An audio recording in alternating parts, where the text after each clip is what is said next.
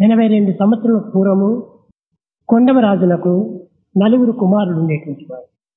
పెద్ద అతని పేరు పెద్ద వెంకమరాజు, రెండవ అతని పేరు చిన్న వెంకమరాజు, మూడో ఆయన పేరు వెంకట సుబ్బరాజు, నాలుగో ఆయన పేరు వెంకట రామరాజు. కొండమరాజు వెంకావధూతల యొక్క దీన్ని అనుసరిస్తూ వచ్చేటువంటి వాడు కనుకనే వెంక వెంక వెంక అనేటువంటిది ఆయనకు చాలా ఇష్టం. అందరికీ వివాహాలు జరిగినాయి. కానీ చాలా బీద కుటుంబము. ఒక చిన్న కొట్టం లోపలనే ఈ నలుగురు ఫ్యామిలీస్ కూడాను జీవించేటువంటి వారు. కొట్టం అంటే పెంకులు కొట్టం కాదు, కేవలము కొండగడ్డి యొక్క దీంతో తయారు చేసినటువంటి కొట్టం. క్రమక్రమేణా ఈ నలుగురికి కూడాను పిల్లలు అధికమవుతూ వచ్చారు. చిన్న వెంకమరాజుకు 12 మంది, పెద్ద వెంకమరాజుకు 8 మంది, సుబ్బరాజుకు 9 మంది, వెంకట్రామరాజుకు 11 మంది. ఈ విధంగా అంతా కూలిస్తే ఒక చిన్న ప్రైమరీ స్కూల్ కట్టచ్చు. అప్పటి పరిస్థితుల్లో అందరూ ఐకమత్యంగా ఉండి ఒకరినొకరు అనుసరించుకొని సవరించుకొని జీవించేటువంటి వారు. కానీ కుమారుడుకు తల్లిదండ్రులు ఒక్కరే గాని కోడళ్ళకి ఎట్లవుతారు? కోడళ్ళు వేరే ఇంటివారు.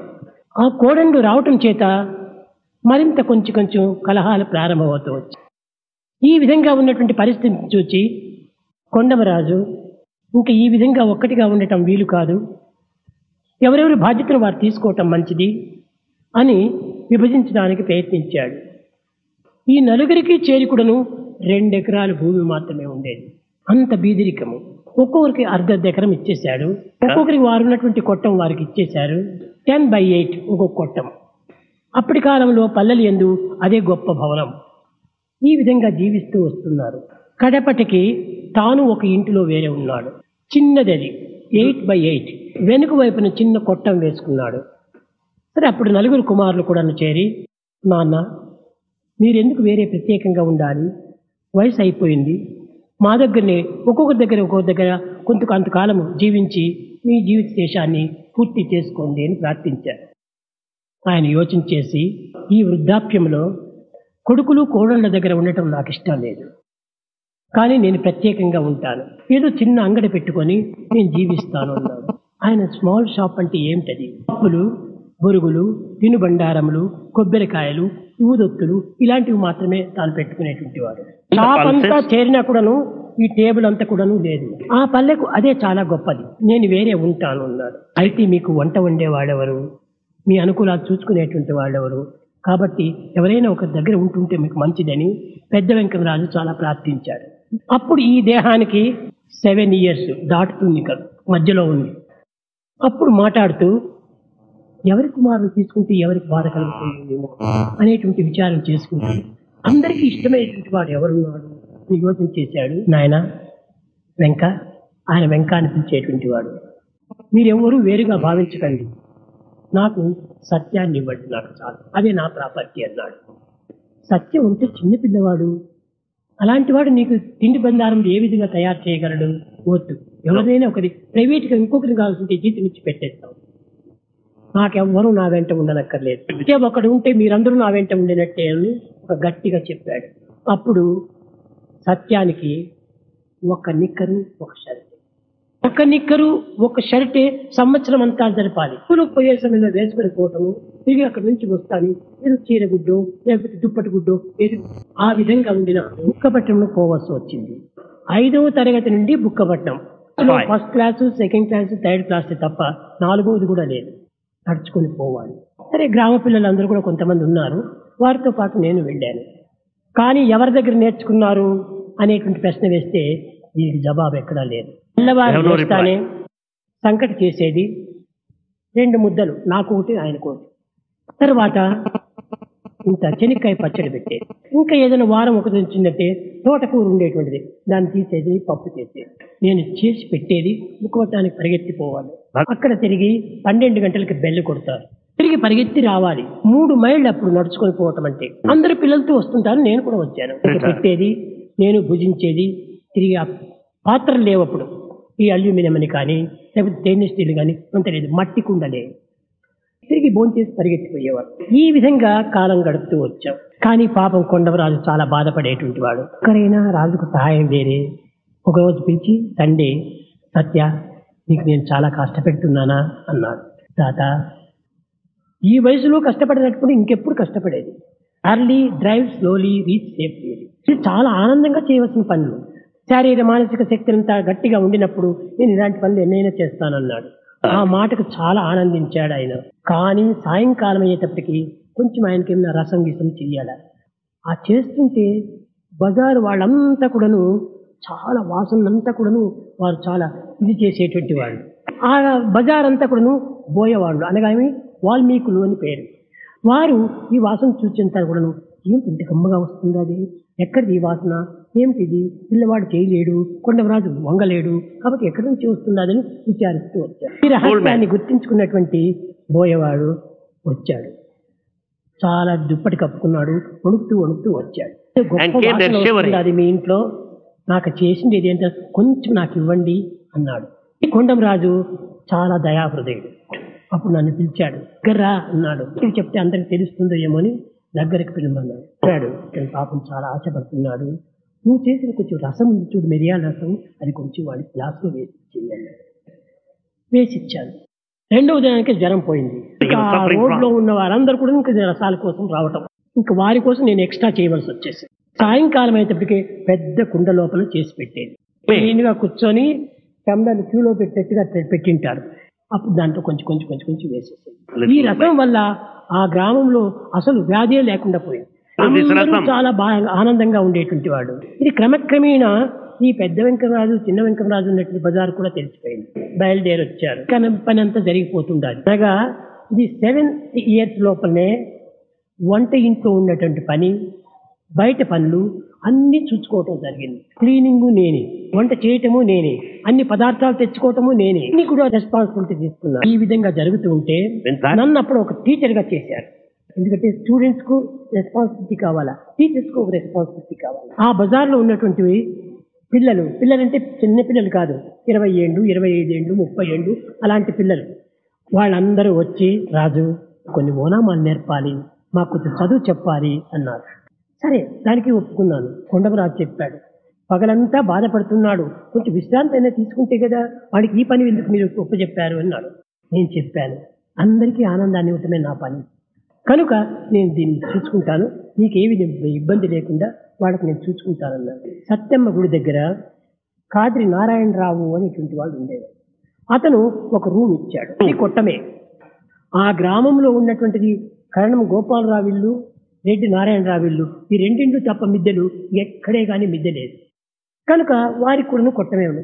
అది ఒక కొట్టం ఇచ్చారు, మాకు చాలన్నారు. వాళ్ళ క్లాసెస్ ఎప్పుడు నేను చేసేది సాయంకాలం 6 గంటల నుంచి వడ్డించి, ఆయన భోంచేసి, నేను భోంచేసి, పాత్రలంతా కడిగి పెట్టి తర్వాత నేను పోయేవాడిని. నాటి శిష్యుడంటే ఎట్లా ఉంటారంటే మీకు చెప్పాలి. ఈనాటి విద్యార్థులు పెద్ద వాళ్ళంతా గోసలు గీసలు అంతా పెట్టి చాలా ఇదిగా ఉంటారు. నేను ఇంకా వస్తున్నాను, నేను ఇక్కడ వేసుకుని వస్తున్నాను అంటే పిలుచుకునేవాళ్ళు. అంత పూర్వమంతా రాజు రాజు అని పిలిచేటువంటి వాళ్ళు. తరువాత క్రమక్రమేణా సార్ సార్ సార్ అనే. అప్పుడు నా కోసం నేను కూర్చోవటం కోసమని అప్పుడు చైర్స్ గీర్స్ ఏమి లేవు. ఒక బజార్ లోపల మంచి ఒక రాయిని తీసుకొని వచ్చి, వాళ్ళు పెద్దవాళ్ళంతా మోసుకొని వచ్చి ఒక రాయిని పెట్టి దానిపైన ఏదో ఒకటి బట్ట వేసేది, కూర్చోమని. పలకలు కొనుక్కోవటానికి కూడా వీలు లేదు. కనుక నేను చెప్పాను, మన పని మనం చేసుకోవాలా, అందుకోసమని నువ్వు కొంచెం చిత్రావతికి పోయి నీ చేటలతో ఇసుక తీసుకుని రాడు. ఆ ఇసుక తీసుకుని వచ్చి వాళ్ళు పోసుకున్నారు. ఓ నా మహా అని స్టార్టింగ్. ఆ విధంగా వాళ్ళు చదువు చెప్తూ వచ్చారు. క్రమక్రమేణా అక్షరాలంతా ఒక వారం లోపల నేర్చుకున్నారు. తరువాత బుక్కులు కావాలి, పలకలు లేవు. పలక కూడాను ఒక్క అణా ఇస్తే ఒక పలక, ఒక్క బొట్టు ఇస్తే 3 బడపాలంటారు, అవి తీసుకుందామని. కానీ వాళ్ళ దగ్గర లేదు, ఒక్కనా కూడా లేదు వాళ్ళ దగ్గర. వాళ్ళు పాపం లేనివాళ్ళు. పిల్లలంటే ఎంత నాకు శ్రద్ధ అనేటువంటి మీరు సగం గుర్తించుకోండి. పుట్టపర్తిలో ఒక చెట్టి గారు ఉండేటువంటి వాడు చిన్న అంగడి పెట్టుకొని నేను వెళ్ళాను. మా పిల్లలు 11 మంది ఉన్నారు, మీరు 11 మందికి 11 పలకలు ఇవ్వండి, వాళ్ళు డబ్బు ఇవ్వరే అన్నాడు. నేను ఇప్పిస్తాను, చెయ్యరు. కాబట్టి ఇవ్వమని చెప్తుంటే నా మాట పైన ఉన్నటువంటి విశ్వాసంతో వాళ్ళు 11 పలపలు 11 బలపములు ఇచ్చారు. నేను చెప్పాను, డోంట్ వేస్ట్ బలపం, మీరు ఏమాత్రం వ్యర్థం చేయకూడదు, దీన్ని చిన్నది అయ్యేంత వరకు పెట్టుకోండి, ఎందుకంటే డబ్బు ఇచ్చి కొన్నారు, దీన్ని వ్యర్థం చేయకూడదు అని వాళ్ళకి అప్పటి నుంచినే ఈ విధంగా డబ్బులు డోంట్ వేస్ట్ మనీ అని వాళ్ళకు బోధించేటువంటి. తెచ్చారు. అక్షరాలు రాసుకోవటము, అంకెలు రాసుకోవటము, ఈ విధంగా వాళ్ళు జరుపుతూ వచ్చారు. కానీ వాళ్ళకి చెప్పాను, వాళ్ళది ఏ పని, వాళ్ళకి ఏ పని లేదు. అందరూ తోటకూరలు వేసుకున్నారు. అప్పుడు తోటకూర కోసేది, అమ్మేది, తిరిగి వచ్చేది, ఇంటి దగ్గర కూర్చునేది. అప్పుడప్పుడు ఈ చింత చెట్టు కిందంతా పోయి కూర్చొని ఆ చింతకాయలు కాకులు రాలితే చింతకాయలు రాలుతూ ఉంటాయి.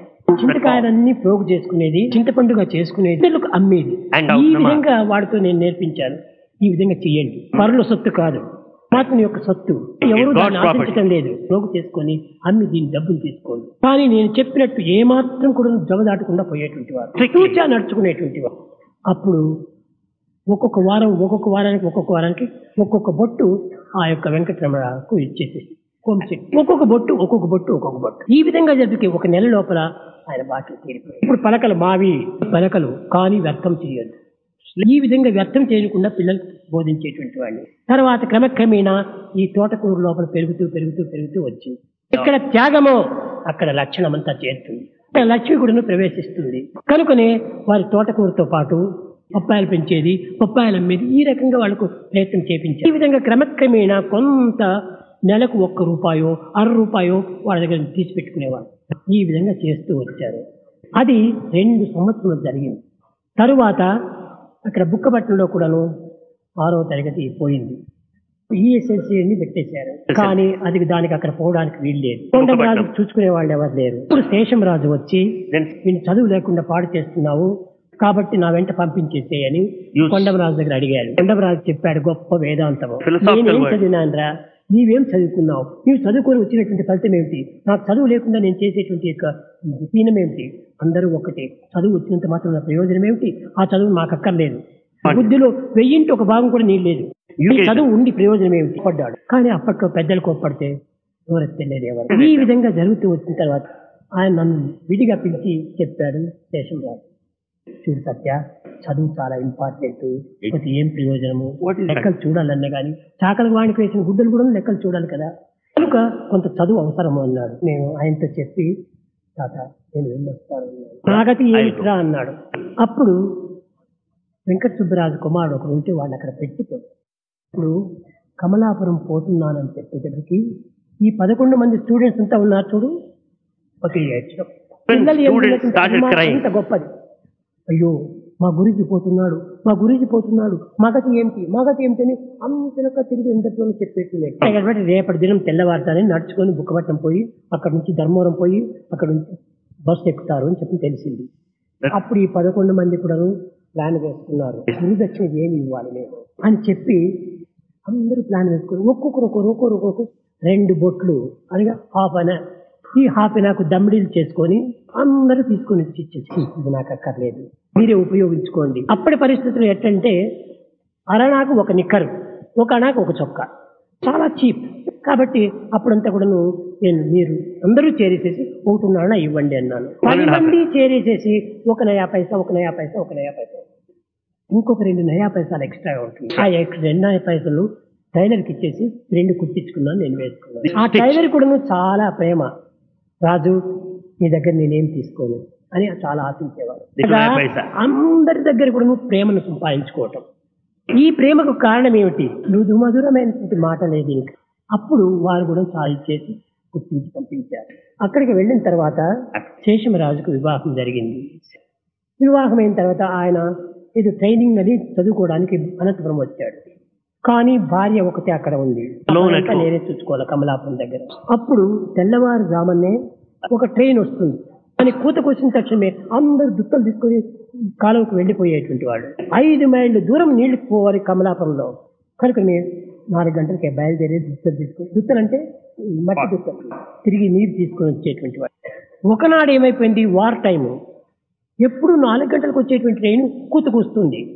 కానీ ఆనాడు ఈ మిలిటరీ ట్రైన్ అంతా వచ్చింది, ఏదో 11 గంటలకే కూతకు వచ్చింది.